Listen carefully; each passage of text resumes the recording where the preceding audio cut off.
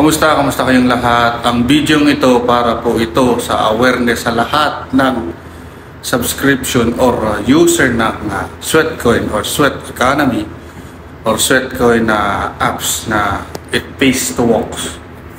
So, ang video ito, awareness po doon sa taong scammer. Yun pong taong scammer na to, gustong manakit at gusto po akong patayin. Wala siyang magagawa sa akin. Dahil ako po, ang dami ko pong source ng galing sa biktima niya po. So, lagi po sinasabi sa akin ng admin or yung manager po ng Influencer Hub na itong mga nabiktima, bakit hindi nila pwedeng filean ng case against dito sa scammer na to.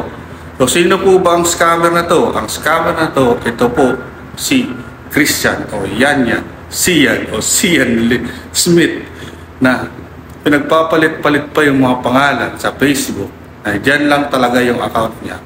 Kaya siguro kahapon kasi naggawa po ako ng content, isa pong nag-react sa akin. Ito pong si scammer biglang na-beast mode sa akin. Siguro hindi siya kumita sa buong araw kahapon. Kaya ako yung pinagpuntiryahan niya. Kasi itong tao na to, pag once na naka-income po ito o naka-scam po siya ng mga tao, hindi niya po ako papansinin kasi alam niya, safe siya. Hindi niya alam, sa bawat page ng Sweatcoin PH, Sweatcoin na Swap 2023 at Sweatcoin na Buy and Sell, andun din po ako. At yung mga Sweat Wallet, Sweatcoin, lahat po kasi, andun din po ako. Kasi, sa Sweatcoin na application po, pag once nag-share po tayo ng link natin na galing po sa ating application, doon po tayo nagkaka-earn sa mga nag-accept at naglakad para ma-notify po sa atin kung sino po yung nag-click ng link na mga new user dito po sa Sweatcoin.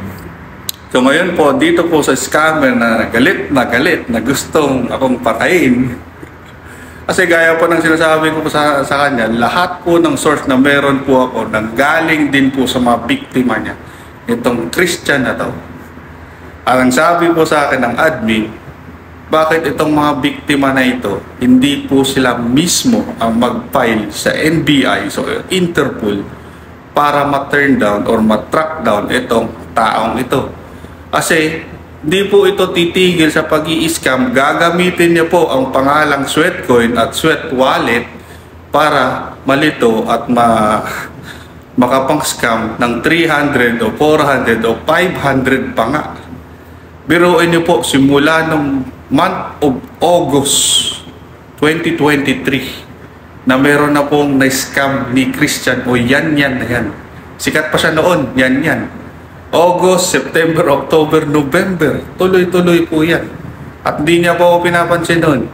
Ako kasi wala akong ano doon. Ang focus ko lang kasi, matulungan din yung mga tao hindi talaga nakakaintindi. O yung mga tao hindi masyado nakakaintindi ng English. Pero nasiran sila ng link.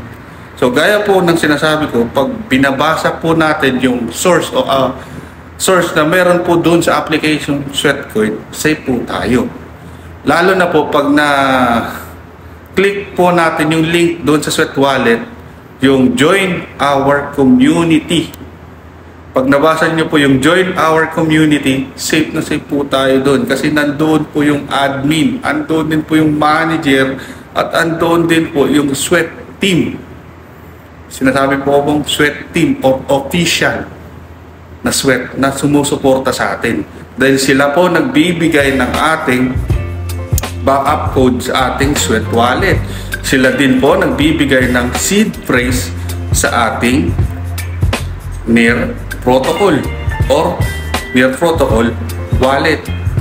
So ganun lang po talaga kung paano tayo makapag-cash out. Nandun din po sa link sa guides or sa Telegram group chat Sweatcoin Economy. So kung marunong po tayong mag-check at mag-research, andun din po. Di na po natin kailangan tong Christian na to.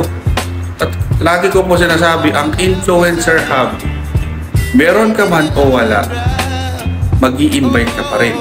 Kasi ang Sweatcoin application, more po ito sa invitation para mag-angkat ng tao. Ang Sweat Wallet po, more on po ito sa paglalakad, sa pagja-jogging para maka-generate po tayo ng Web3 coin na token sweat. Ito pong token sweat, ito pong pwede natin ibenta doon rin po sa official kasi marami pong bumibili doon, hindi po sa Facebook. Tandaan po, wala po sa Facebook yung official na or yung sweat team na mag-aalalay sa atin, kundi nandun din po sa official na sineshare nila na link na doon sila nag-guide sa atin at tumutulong sa atin. Pero dito po sa Facebook, ang nakaabang po rito is mga scammer na kagaya ni Christian. Yan, nakalagay na po dyan, Christian, na galit na gusto akong patayin. Ayun lang po masasabi ko sa inyo, lagi po kayong mag-iingat at ligtas po talaga tayo pag meron tayong kaalaman dito po sa Sweatcoin application.